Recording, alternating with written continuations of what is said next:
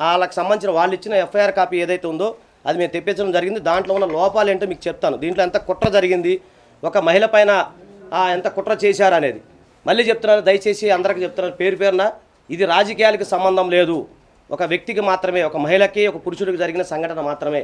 18 నెలల్లో 5 సార్లు అబార్షన్ ఎలా అవుతుంది, ఇది చాలా సృష్టికి విరుద్ధం అనే ప్రశ్నలు కూడా వస్తూ ఉన్నాయి. నేను అక్కడ ఆ రెండింటి దగ్గర టాపిక్ ఆగిపోయింది. సో దానికి నేను ఎక్స్ప్లెనేషన్ ఇస్తాను. ఆయన ఆస్తుల వివరాలు మొత్తం 12 లక్షల రూపాయలు మాత్రమే.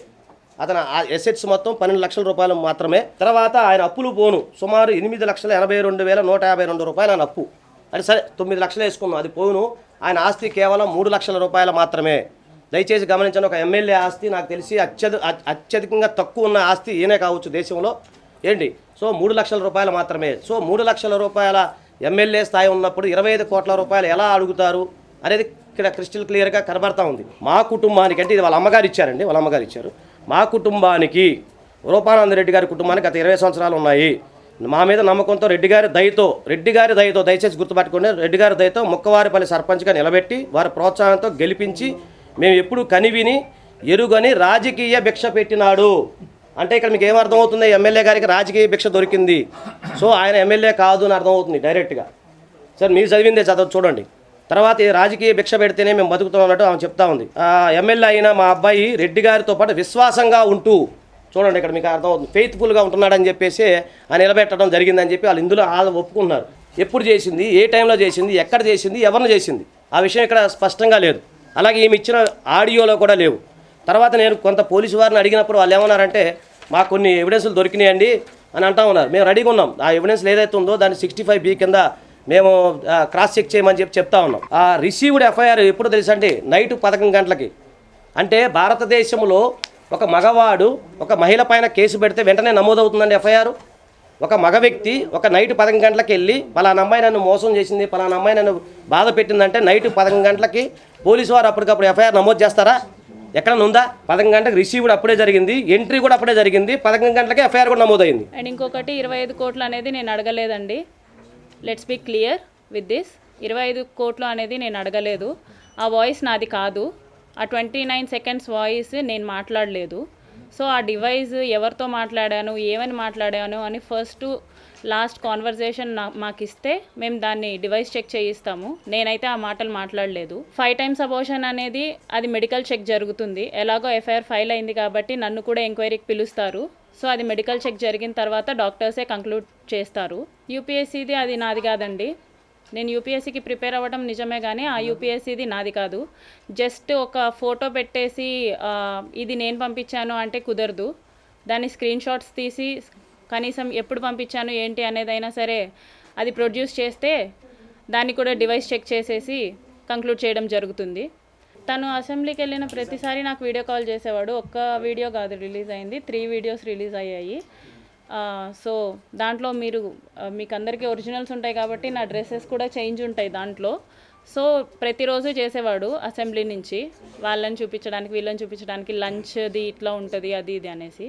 సంజీవని హాస్పిటల్ నుంచి నేను టాబ్లెట్స్ తీసుకోవడం జరిగింది విత్ డాక్టర్ కన్సల్టేషన్. డాక్టర్ని కన్సల్ట్ అయ్యి స్కాన్ తీసిన తర్వాతనే నేను టాబ్లెట్స్ తీసుకోవడం జరిగింది సంజీవని హాస్పిటల్ నుంచి.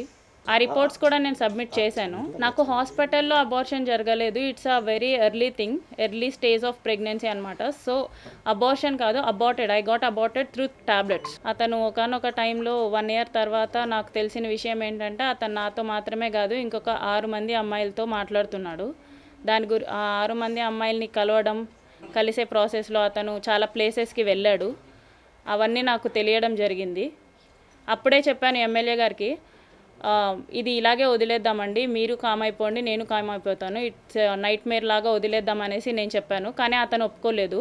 పెళ్ళి అన్నాడు. పెళ్ళి చేసుకుంటే వెల్ అండ్ గుడ్ అనుకున్నాను. సో నా సేఫ్ సైడ్కి నేను రేపు మోసం జరిగినా సరే ఏది జరిగినా సరే నాకు చెప్పుకోవడానికి ఉండాలి కాబట్టి నేను రికార్డ్ చేసుకున్నాను.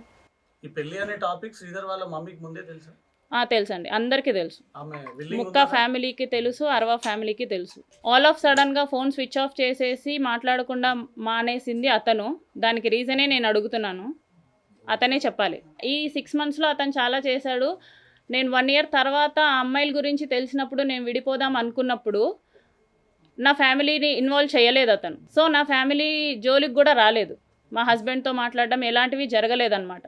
సో ఆఫ్టర్ ఈ 6 మంత్స్లో మా బ్రదర్తో మాట్లాడడం, మా హస్బెండ్తో మాట్లాడడం, మా హస్బెండ్ వాళ్ళ అక్కతో మాట్లాడడం, ఇవన్నీ చేశాడు. So if at all he don't have any intention of marrying me. Entire ఇష్యూలో బుక్క రూపానంద రెడ్డి ఇన్వాల్వ్ అయ్యాడా? ఖచ్చితంగా ఇన్వాల్వ్ అయ్యారండి. అంటే ఆయన ఇన్వాల్వ్మెంట్ ఖచ్చితంగా ఉంది. నేను ఎవరితో కాంటాక్ట్లో లేను, అది నా ఫోన్ తీసుకున్నప్పుడు అందరికీ అర్థమవుతుంది. అతని గురించి ఎప్పుడైతే వేరే అమ్మాయిల విషయంలో బయట పడిందో అప్పటి నుంచే నేను రికార్డ్ చేసుకోవడం జరిగింది. అప్పటి నుంచే తను నా మీద ఎఫర్ట్స్ పెట్టడం జరిగింది. స్క్రీన్ రికార్డ్ చేసిన ప్రతిసారి శ్రీధర్కి చెప్పే చేశాను. ఇప్పుడు అసెంబ్లీ నుంచి వీడియో కాల్ చేసింది ఎవరండి? నేను కాదు. అంటే ఓకే, ఇప్పుడు ఒక వీడియోలో మరి తను న్యూడ్గా ఉండి అవి కూడా చూపిస్తున్నారు కదా, స్టిల్ మీరు ఆ వీడియో కాల్ ఎందుకు మాట్లాడారు? కట్ చేయొచ్చు కదా, రికార్డ్ చేస్తున్నది. అతను నేను కట్ చేస్తే నైట్ 11:30 ఆ టయానికి మా వాళ్ళకి చేస్తున్నాడండి. అతని ఫోన్లో ఏమున్నాయో నా ఫోన్లో కూడా సేమ్ ఉంటాయి. అతను ఏం డిలీట్ చేసినా సరే నా ఫోన్లో ఉంటాయి, నేనేం డిలీట్ చేసినా సరే అతని ఫోన్లో ఉంటాయి. శ్రీధర్ని ట్రాప్ చేయాలంటే నాకు ఒక ప్రెగ్నెన్సీ చాలండి ట్రాప్ చేయడానికి. అతన్ని డబ్బులు అడగాలన్నా కూడా, అతన్ని ట్రాప్ చేయాలన్నా కూడా నాకు ఒక్క ప్రెగ్నెన్సీ చాలు. అతను వేరే వాళ్ళతో ఉన్నాడని చెప్పేసి నేను ప్రూవ్ చేయగలను, నేను వేరే వాళ్ళతో ఉన్నానని చెప్పేసి అతను ప్రూవ్ చేయగలడా? I'm asking. అదే ఎఫ్ఐఆర్ కాపీ చూపిస్తున్నారు, డివోర్స్ కాపీ చూపిస్తున్నారా నాకు డివోర్స్ అయినట్టు? నేను ఫ్రమ్ ది స్టార్టింగ్ చెప్తున్నాను, no party has involved in this issue. This is purely personal. నేను ప్రతి వీడియోలో చేసింది ఇదే, మీ అందరికీ దయవంచి అడుగుతున్నాను, don't make it politics. It is purely personal.